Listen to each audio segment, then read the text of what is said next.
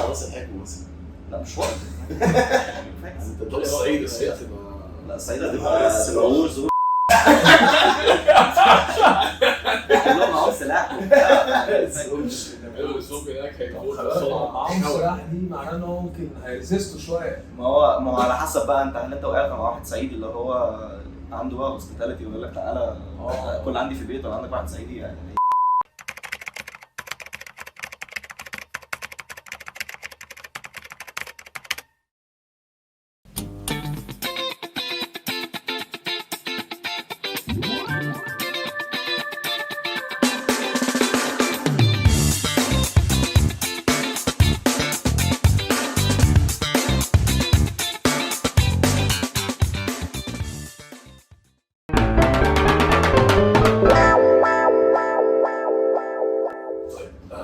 خليني افهمك التوبيك. طيب احنا بنتكلم على افترض معايا احنا ناس بنفترض حاجات معينه، فعايز ايه بقى؟ عايز كده نشغل مخيلات.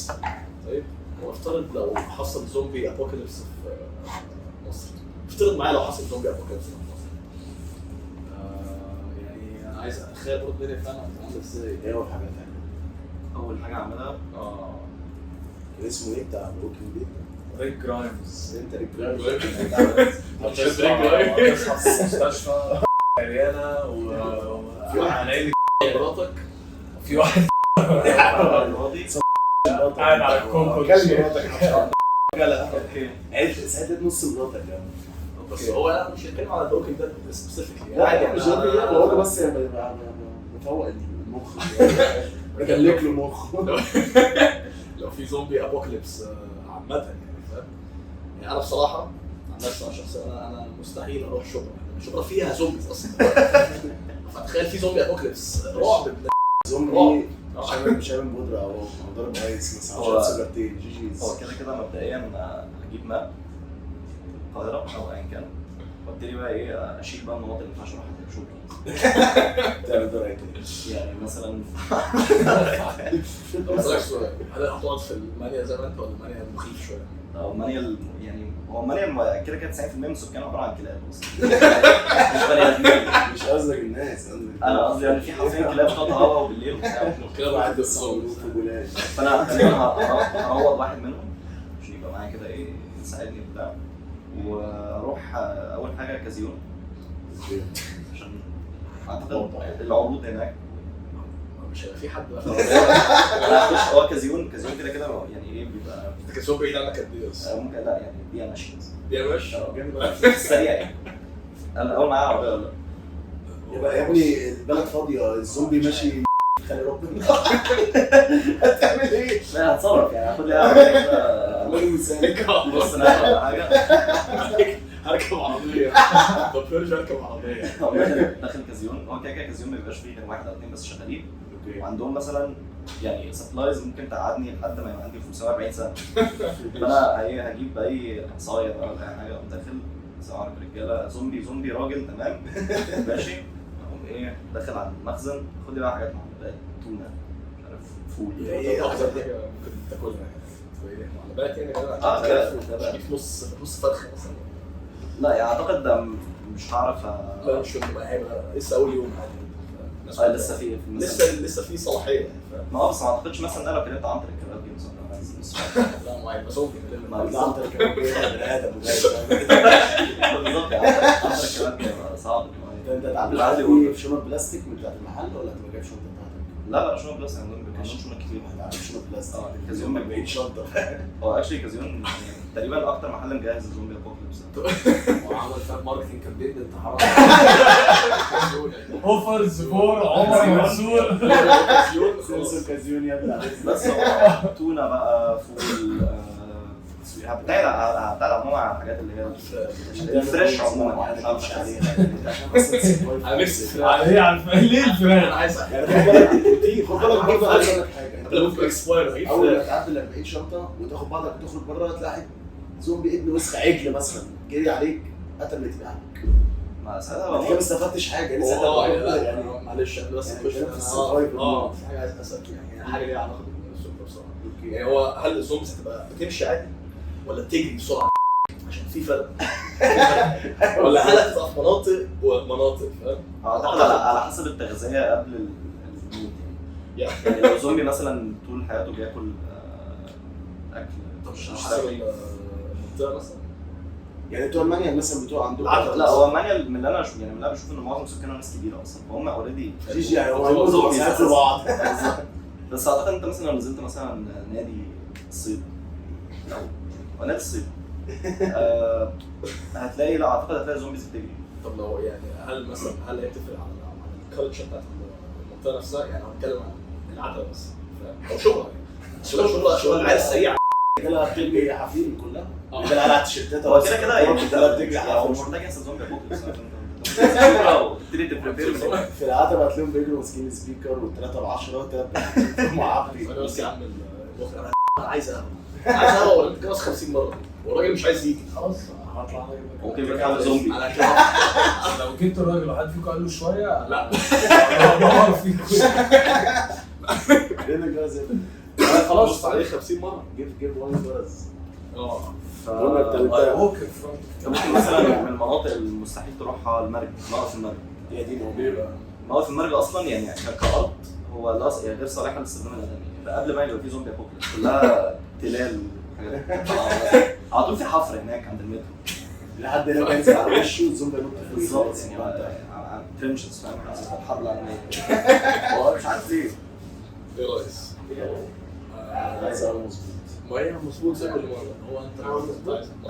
مظبوط. يبقى كده 4 مظبوط وستيب 1. واحده ليا وواحده ليهم. لا حبيبي. هسألك سؤال. دلوقتي الزومبيز في الافلام بيعملوا اصوات تخيل بقى الزومبيز في مصر بيعملوا اصوات عامله ازاي؟ تلاقي مش مثلا فاهم حاجه زي كده. يعني 100% اعتقد ان هو لو هيرجع لدراسته الادميه المصريه اللي هي الصفر هو ما عندوش يا اما غير وشتيمه بلون او طعم بالظبط بس هو غالبا هيبقى يعني تخيل انت على حسب فاهم ليفل الشيء انت سامعه من المنطقه انت رايح هتبقى مستوى بس ممكن بقى يعني لو انت في ليفل اعلى زي ده كده او اقل هتلاقي بقى الاصوات مختلفه فاهم ممكن تلاقي زلازل في شبرا. هو كده شبرا دي يعني احنا حاسين حاجه تبقى ريد زون مش هخش النهارده البيت. يعني شبرا دي اللي صعب الصراحه. صعب. عندك مثلا مناطق اللي هو بقى ايه الحاجات بقى اللي هي النيشه مبيضه بقى فاهم مرج مع بقى الصراحه هيبقى تقريبا اخر مرج هتبقى بوس فايت مرج هتلاقي بقى ايه زومبيز سواقين ميكروباص دول هيبقوا صعبين هيبقى حمل 14 زومبي معاه شغل مش هيحدفهم عليك. بالظبط. بس يعني في على حسب يعني هل الزومبيز هيبتدوا بقى يفولفوا للسوسايتي ممكن ممكن يبقى في بنك مثلا ممكن يخلفوا ممكن البنك الاهلي زومبي يبقى لطيفه ممكن تبدا اعضاء زي بنك الطعام. طب انت يعني اول حته هتبقى شايفها تبقى يعني مكان تسرفايف فيه حلو يعني اعتقد هتبقى فين؟ السجن مثلا في مكان لا يعني اعتقد هتبقى منطقه لسه يعني مشروع مثلا جديد بيتبني او حاجه عشان نشوف فيه سكان جنة مصر ممكن مثلا نشوف ماونتن فيو فيس جديده انت عارف المنطقه مفتوحه تقدر اقدر يعني اسكاوت التريتوري بتاعتك ارسم كده سيناريو اللي انت دلوقتي انت يعني زومبيز بقوا في مصر وانت كنت عايش فتره ما هم كانوا خلاص بيحاولوا يكونتينوا الموقف فاهم ومحافظات عماله بتقع واحده ورا الثانيه وموقف ثاني كانك ريد جرايم صحيح في مستشفى عريانه لقيت الدنيا فاضيه الدنيا فاضيه ابوها وفي واحد مراتك فضلت المقطع خلينا متفقين ان كده اسكندريه اول محافظه ايه زومبي هم لا يعني انت لو شفت فتحت ريدت شو ده في سب ريدت اسمها الكسندريا يجي هو الناس اوريدي زومبي فهي مش انت عارف ماتش الزومبي في اسكندريه عامله ازاي؟ انت مش عارفها؟ لا مش كده كمان هتلاقي زومبي هناك يقول لك بقى ليه هم بيمشوا كده هناك؟ يقول لك وطن اسكندريه على عاد بقى وحاجات غريبه هيك طالعه فاسكندريه كده ايه منتهيه في بقى الحاجات اللي هي هتبقى صارمه ليك هتلاقيها بحيره. بحيره في اسكندريه عامه اللي اتفق ما عليها. انا عارف بس هي هم الناس هناك مغلقين شويه هيعملوا كوميونيتيز. المنوفيه بس يعني دي ممكن يبقى فيها دول هيدانوا على بعض في الموارد هتبقى شحنه. هيبقى فيه غرض يعني هيبقى نظام طبقي اللي هو الاستاذ بقى اللي معاه صاحب كازيون غالبا وبعد كده عامل الشقه. بس هو يعني غالبا الواحد هيفضل في القاهره بس زي ما قلت لك في المدينه بعيده او حاجه بحيث ان انا ايه ابتدي اخد لي وحده دوبلكس. تطلع راس الحكم مثلا. لا مش وقت انت طب الصعيد هتبقى لا الصعيد هتبقى سلوور زون كلهم معاهم سلاح الزوم هناك هيكون معاهم سلاح دي معناه ان هو ممكن هيرزستوا شويه. ما هو على حسب بقى انت هل انت وقعت مع واحد صعيدي اللي هو عنده بقى هوسبيتاليتي ويقول لك تعالى كل عندي في البيت ولا عندك واحد صعيدي يعني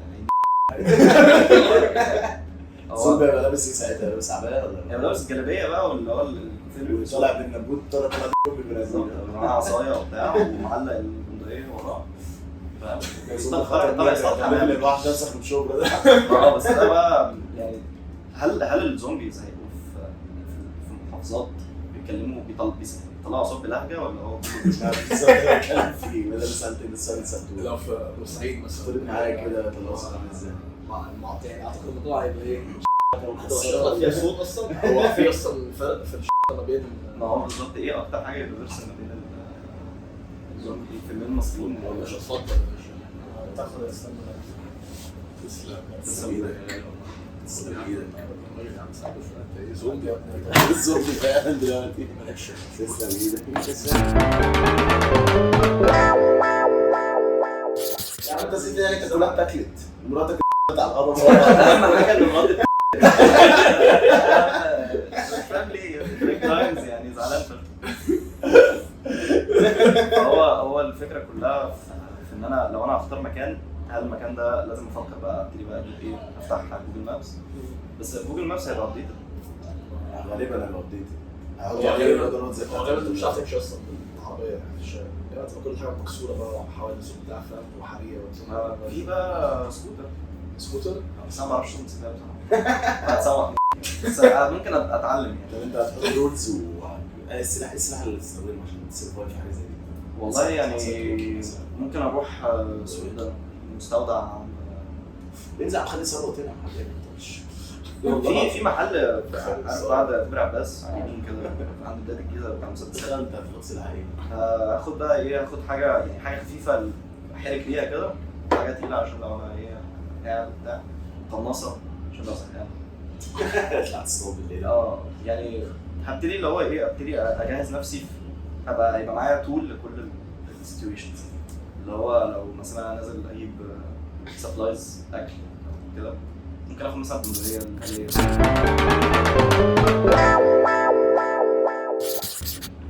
تخش تفور الدنيا يعني جاست ان كيس لو حصل اي حاجه.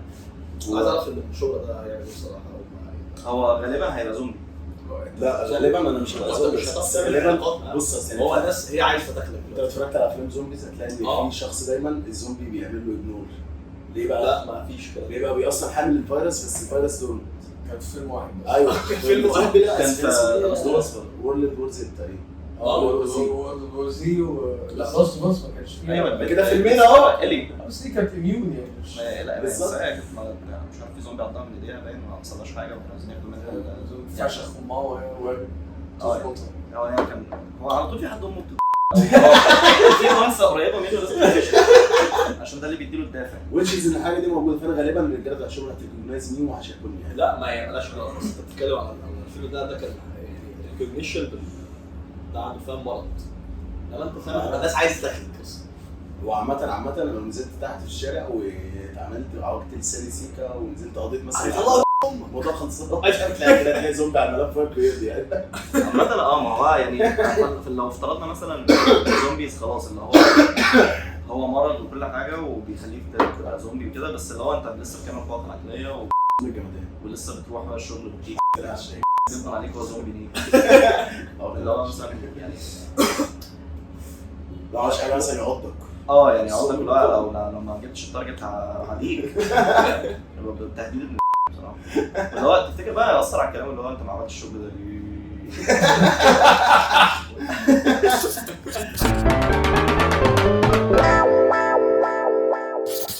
لا في الموقف اللي زي ده فعلا ايه اول حاجه تفكر فيها؟ يعني احنا قعدنا اتكلمنا في الحته شويه بس بعدين بعد ما كنا هتختاروا انت اول حاجه هتفكر فيها انت دلوقتي لوحدك عريانه مراتك عضله مش هتعمل ايه؟ يعني في زومبي سمين لسه كحول الشارع. لا هو هو غالبا غالبا هعملها يعني هو فعلا قرار صعب فشخ. وغالبا لو انا يعني بص خلينا واقعيين، لو انا صاحي بقالي كتير، لو انا نايم قصدي في المستشفى بقالي كتير، غالبا هبقى عايز اشرب. يعني هبقى عايز اشوف مثلا. لازم تلعب في يوم ولا مثلا. ما بالظبط، ما هو هتبقى تشخ وانت قلقان شويه. ما هو دي المشكله بقى ان انت يعني دخلت الموضوع سهل عليه انا هيقعد بس انت انت يعني اقول لك على حاجه، بس انت انت رايح رايح تشخ قشطه يعني وانت مثلا في الجيش وقاعد تشخ واول يوم في الجيش الناس بتخبط عليك، فانت بتبقى خايف اصلا، خايف تعمل اي زومبي. تخيل انت حاسس ممكن زومبي يخش عليك، هو هيخش عليك بجد، وهيخش عليك ممكن يمسكك ياكلك وانت قاعد بتشخ اللي هي هي دي موتة. المشكله. لازم تختار الوقت بعد الحمام الوقت الصح اللي انت تشوف فيه، عشان انت مثلا لو خلاص نزل اول يعني انا بيني وبينك انا في اللحظات والزومبي دخل هتعمل مش ايه؟ هعملها في الحمام. هتمشي خراب. اصحى السله اللي جنب السينما وقوم جاي قابض فيها وهي ماشي. هو انت هتبقى عايز تهرش بقى. ما اهرش بس ما اموتش. يعني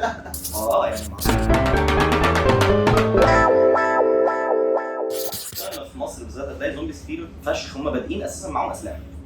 فاللي هو يعني هو في العادي بيبقى الزومبي مثلا خديه فشخ وبيتطوروا مع بعض ويبتدوا يستخدموا ادوات. لا هو ده متحول زومبي معاه مطوه. فاللي هو انت اساسا يعني انت مفشوخ من يعني مصر بلد وحش. مفيش امل خالص. الناس كلها تموت. يعني ممكن بتستخدمها في الثلاجه بتاع كازيون. يعني هو كده كازيون هو السيف هيفن اي زومبي ابوكاليبس معروفه. عندهم يعني انت كازيون يا جدعان بيعملوا عروض جامده فشخ. اللوجو يا ابني خلاص حط اللوجو جنب صوره مانس. هو انت لو دخلت كازيون هقول لك ليه سيف هيفن فشخ. كازيون نادرا ما بتلاقي فيه ناس كتير، دي اول حاجه. تاني حاجه بيبقى ماكسيمم واحد او اثنين بس اللي شغالين جوه، فهو لو تحولوا زومبيز انت هي وانت المخازن بتاعتهم. هل انت عمرك شفت المخزن بتاع كازيون؟ انت دخلت كازيون؟ لا بس انت المخزن ليه بقى؟ ما هو المخزن بيبقى باب مش باين خالص، بيبقى غالبا المخزن ليه قبل كده بس؟ انا ما دخلتش المخزن. شفته عارف انا مكانه. شفته يعني كان المخزن مش باين خالص، مستخبي ورا حاجات مثلا حاجات محطوطه. فاللي هو الزومبيز مش هيفكروا اللي هو اكيد مثلا ورا المناديل دي مثلا في معلبات كتير.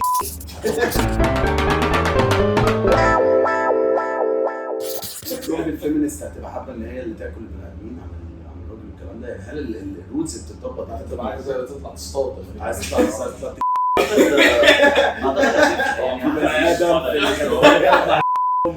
على حسب بقى ساعتها يعني الحقوق بقى.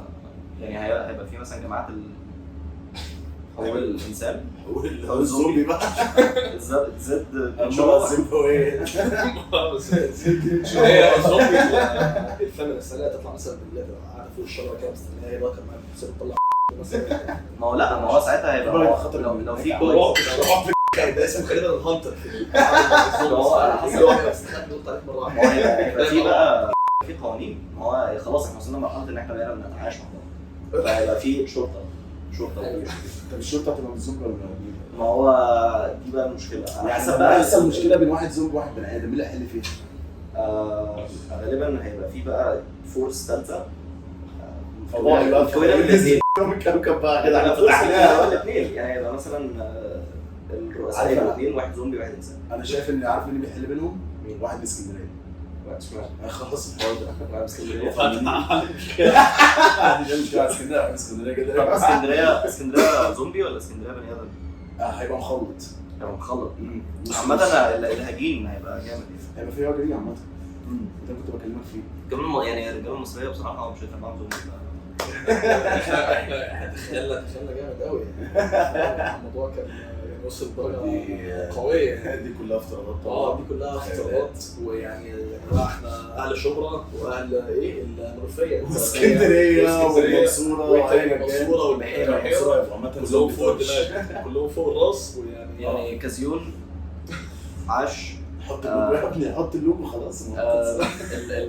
مش سبونسر بس لو عايزين يعني ودي كلها افتراضات يا جماعه. كلها افتراضات ان الكازون السيفست بليس يعني. خلصنا. افترض معايا لو حصل زومبي ابوكاليبس، يعني احنا يعني جبنا افتراضات بصراحه يعني قويه يعني. هو البدايه على طول ان انت بتصحى في مستشفى عيانه، في واحد مراتك على المقطم او بياكلها او ايا كان يعني، وبس. هي دي الثلاث شروط عشان يحصل زومبي.